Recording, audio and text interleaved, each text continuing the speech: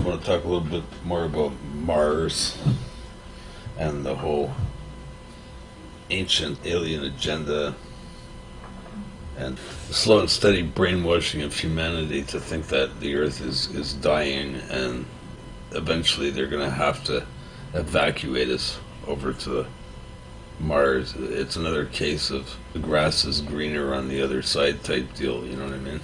I don't know why anybody in their right mind would want to leave this beautiful planet and go to a desolate place like Mars. This is part of the big brainwashing scheme that humanity's undergoing right now. Like this conspiracy genre just going through the roof, like really over the top. So I've been wanting to analyze these jokers for quite a long time. Billions of Earth-like planets. Why would there be this vast universe and just us? Each capable of sustaining life. Yeah. That's their whole premise. Why would there be this vast universe? It's like totally anti-God this. They attribute all God's creation to aliens, even to the point of terraforming the planet and, you know, creating us from apes. And they go along totally with Darwin's evolution. They don't go against any of the established scientific religion that has been foisted upon humanity. They just run with it and take it to a new level where no man has gone before, basically. This is like finding the Garden of Eden, and each with possible evidence. They use all kinds of biblical references and stuff like that, and the only time they do that is when they want to twist it, the whole narrative to their own ends. Are not alone. We have this imprint within all of us that our origin is out there, that life as we know it on planet Earth originated elsewhere. You know, when you get right down to it, it's all about the denying the creator and giving all the power to these aliens.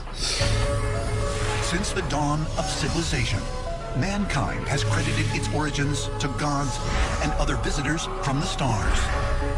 What if it were true? What if did extraterrestrial it beings was a big really fat help to shape fucking our lie? history? You're gonna see this show's gonna exemplify the whole July 23rd, conspiracy 2015. wonderfully.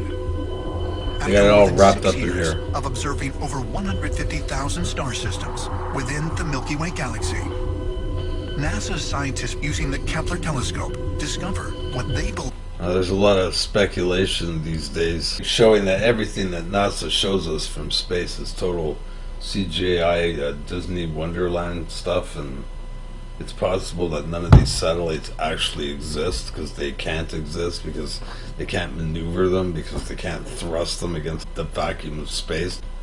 Believed to be an Earth-like planet located 1,400 light years away. Kepler 452b, or Earth 2.0, Oh, listen to this crap. is 60% larger than Earth. The exoplanet orbits a star slightly larger and brighter than our sun, and falls within that star's Goldilocks zone. There they go with their Goldilocks zone again. Making it a leading candidate to prove life exists on a planet other than our own. And prove? Prove what? Prove nothing. What? That NASA is drawing up a whole new fantasy land? Some planets To say that there's aliens over there? are too close to their stars, so they're too hot. Some of them are too far away, so they're too cold. Yeah, that's like Goldilocks, right? The whole Three Bears thing? Recently, they found one which they've actually called the Goldilocks planet. Oh, they've actually called it the Goldilocks planet. This might Hey, did you know they found the Goldilocks planet right over in the next galaxy over there? surmise from that means that it's almost just right. What that means is that there's a potential that it might be teeming with life. The problem of looking for Earth-like planets beyond the solar system is they're hard to spot. There may be billions within our galaxy Yeah, there's billions. that satisfy roughly the conditions of being Earth-like. Of the 100 billion stars that make up the Milky Way galaxy, astronomers now And then, estimate yeah, they counted all the stars. And they know how long everything's been here for. It was created 8.4 billion years ago, and they know all this. that They just know, you know, and it all goes back to one big bang. 1 in 5 has an Earth-sized planet with the potential for life. And NASA scientists predict that we are likely to find signs of alien life by the year 2025, bringing us ever closer to answering the age-old question, are we really alone? So we don't have very long before the whole phony alien invasion. They've got it set for 2025, or maybe even 2030. In the universe, Humans are really excited about life on other planets. There's a lot of empty space out there, and it would be a big waste if there wasn't more life. It would be a big waste if there wasn't more life. Why would there be this vast universe and just us? I don't know. Perhaps the stars above are for signs and for seasons, like it states in Genesis. But you wouldn't have read that, right? I mean, the kings of the earth still possess court astrologers who still guide them into the uncertain future by way of the stars, right? To everything, turn, turn, turn. There is a season, turn, turn, turn. And a time for every purpose under heaven. A time to be born, a time to die, a time to plant, a time to reap, a time to kill, a time to heal, a time to laugh, and a time to weep. And the whole thing turns above us. I have no proof of this. It's just my speculation on how important what it says in the Bible. I mean, some of it sounds like way out there, like how they got all the animals in the ark and all that. But we've lost the power to understand God. You know, like we're so far away from God that even the closest of us have a hard time grasping the actual reason for why we're in the middle of this huge universe, and the Earth is basically in the center of the whole thing, and it's basically projecting the universe.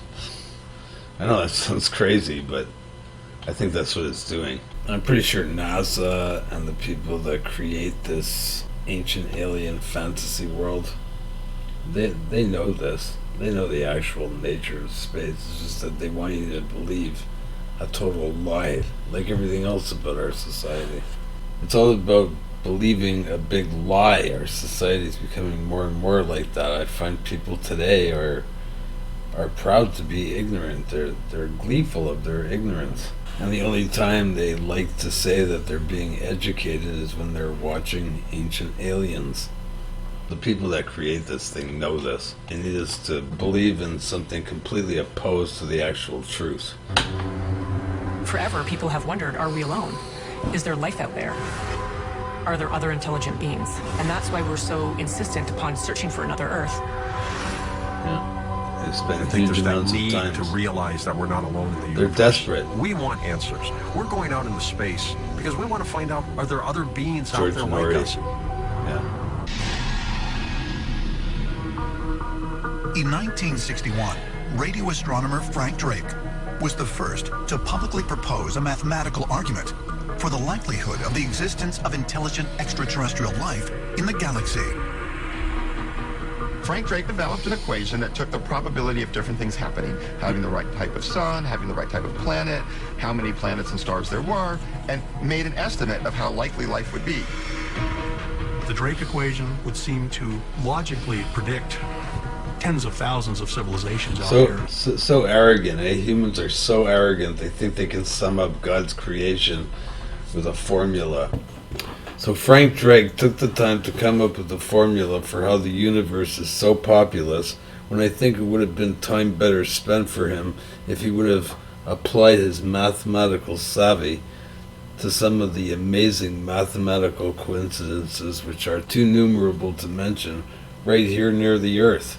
Like how the moon just happens to be exactly the same size as the sun in our sky, or why any given age in the zodiac amounts to the same amount of years as the moon's actual circumference adds up in miles. No doubt ancient aliens would seize on some of those miraculous coincidences as intelligent design by, of course, these supposed ancient aliens they keep yapping about. And that they're coming in. Yeah? Well, where are they? Where are they? They've gone away, According to you know? Like a lot of these so-called creatures that they're talking about are actually the gods, the planets, and they're all personified. They all have human attributes. Like Mars or Tyr in Norse mythology, he has one hand. He's the one-handed god. His right hand is eaten off by his wolf Fenrir, right? ancient astronaut theorists, one of the earliest and most compelling pieces of evidence to support the notion that extraterrestrials have, in fact, visited Earth can be found with an ancient Sumerian cylindrical seal known as BA-243. Author Zecharia Sitchin was the first to suggest that on this seal, which is estimated to be at least 4,500 years old, is a depiction of our solar system. Really, eh? Our solar system is a six-pointed star in the middle. And never mind that the Babylonians designated this star as Shamash, and it wasn't the sun, it was Saturn. That's why it's a six-pointed star. Saturn has always been associated with the six-pointed star. You can see in the seal that there's the whole complete model of the solar system accurately being displayed with the sun in the center. Now, till the time of Copernicus and Galileo, no one knew that we actually orbited the sun. So the only explanation is someone who had this knowledge gave it to humanity. No one knows that we orbited the sun, but the problem is we don't orbit the sun orbits us. And that there has been extraterrestrial presence and interaction with people in the past. And we see this across the globe. Is it possible that there are intelligent beings inhabiting other planets within our solar system, as ancient astronaut theorists contend? If so, could they have once sought out Earth, as we now seek other habitable planets? But they left, and they haven't. They don't come back, or they do come back, and only the governments of the world get to see them. They hang around in the underground caverns of Dulce in New Mexico. Perhaps further evidence will be revealed with our plans to colonize Mars. Here they go. Spring 2013. The Mars One project solicits candidates for their proposed settlement on Mars. Over 200,000 people apply for the chance to be the first humans to colonize the Red Planet. Only 24 will be selected. I don't know who in their right mind would want to go there. Well, the Mars One mission is a very ambitious mission. They've canvassed the whole world's aerospace contractors and tried to make heavy use of the experience on the space station where they've made living modules. Those same modules can be brought to Mars and support human life. Scientists are testing working models of living quarters for Mars, such as NASA's Deep Space Habitat. I wonder how they're going to pull off this fantasy when they're ready to do it. Engineers designed these pods to be constructed remotely before humans arrive. Once built, the habitats will supply oxygen and water and minimize the harmful effects of atmospheric radiation to humans. Yeah. How would you like to live under Even those these engineering conditions? feats won't allow humans to live on Mars for extended periods of time. We have tried experiments with actually making a survivable environment in a pod, and it seems to be very, very hard to do for a very long scale. If we want long-term habitation on Mars and colonization of Mars, personally, I vote for terraforming. I vote for terraforming. Man's got the power to terraform a planet now, because we're the aliens, you know, we're the Martians going back to Mars. For human habitation into one that mankind can live in. I mean, I've even heard ancient aliens imply that we were actually living on Mars to begin with, and we flew over here to the Earth for some reason, a cataclysmic event. Scientists are currently researching the various ways we might someday terraform an entire planet. When you think about terraforming Mars, the key really is getting a dense atmosphere. They're doing a great job of destroying this planet. Now they're going to go over there and create a new planet, create life. Man does nothing but destroy things. That's all they do. That's why we're locked in here. That's why the gods or God locked us in here, and this is the prison planet, and these idiots cannot escape from here, so they have to create a whole fantasy world. From the radiation from the sun, makes the temperature really high enough and gets things going with plant life and oxygen. So one question is, where do you get that denser atmosphere? A couple of options. There is various amounts of gases trapped in the polar caps. So you can imagine melting those and releasing the gas. Completely asinine, because Mars could never be a living planet right now because it doesn't have volcanism, it doesn't have a geology under it. Terraforming another planet It's is just a impossible. very, very long Living on this thing would be misery, absolute misery. term prospect. Now, if we were It would going be like living in hell. to terraform Mars to make it more Earth